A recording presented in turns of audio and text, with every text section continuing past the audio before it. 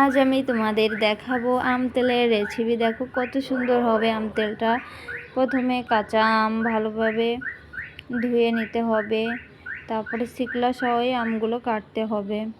আর তোমরা যারা যারা আমার এই নতুন চ্যানেলটি সাবস্ক্রাইব করোনি, তোমরা ঝটপট সাবস্ক্রাইব করে দাও, যাতে তোমাদের ভালোবাসে আমি আরও এগিয়ে যেতে পারি, আরও ভালো ভালো রেসিপি দেখাতে পারি। আমটা কেটে নিতে হবে, এরপরে লবণ হলদি ভালো করে মাখায় নিতে হবে। এবার রোদে দিয়ে দেবো 2-3 ঘন্টা। এখন তো রোদের অনেক তাপ হচ্ছে, 2-3 ঘন্টা দিয়ে দিলেই অনেক। জানি আমার কথা বলা ভালো হয় না, তো বলো আমি কি করব, এটা আমার দোষ না। চেষ্টা করি ভালো বলার, তোমরা ভুল ত্রুটি হলে ক্ষমা করে দিও। এবার তেল, কাচের বয়ামে তেল দেব রোদি, তারপরে তার ভিতরে আম ঢালতে হবে।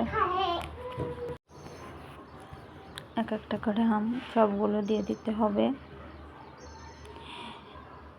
তোমরা যারা একদমই পারো না আম তেল বানাতে, এরকম করে দেখো, এত সুন্দর লাগবে।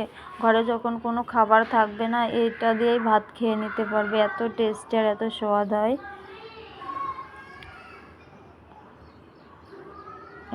আম তেল মানে কি অসময়ের বন্ধু, সেটা বলতে যখন কিছু থাকবে না তখন আম তেলে কাজ সেরে নিতে হবে।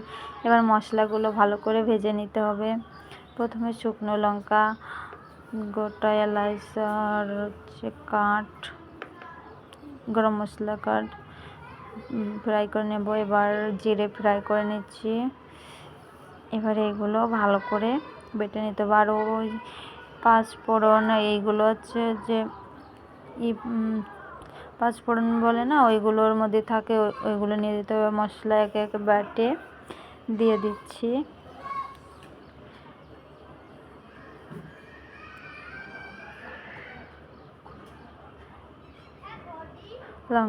লঙ্কা গুঁড়ো, ধনিয়া গুঁড়ো। এবার এটাও হালকা একটু পাটায় বেটে নিতে হবে।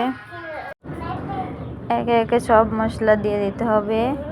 তারপরে একটা হাতা দিয়ে পিছন পাশ দিয়ে একটু নিচে পর্যন্ত করে দিতে হবে, তাহলে পুরা এসে মশলাটা মিলে যাবে ভালো করে।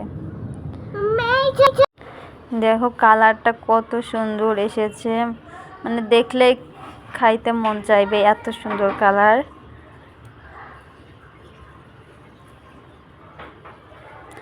ভালো লাগলে লাইক কমেন্ট শেয়ার করো। আর তোমরাও এভাবে বানাও, তোমরাও পারবে। আর খাইতেও অনেক স্বাদ হয়েছে। আমের টাইম চলছে এখনও পাওয়া যাবে। এগুলো বানাও সবাই ঝটপট, রুটির সাথে বলো, খিচুড়ি, সব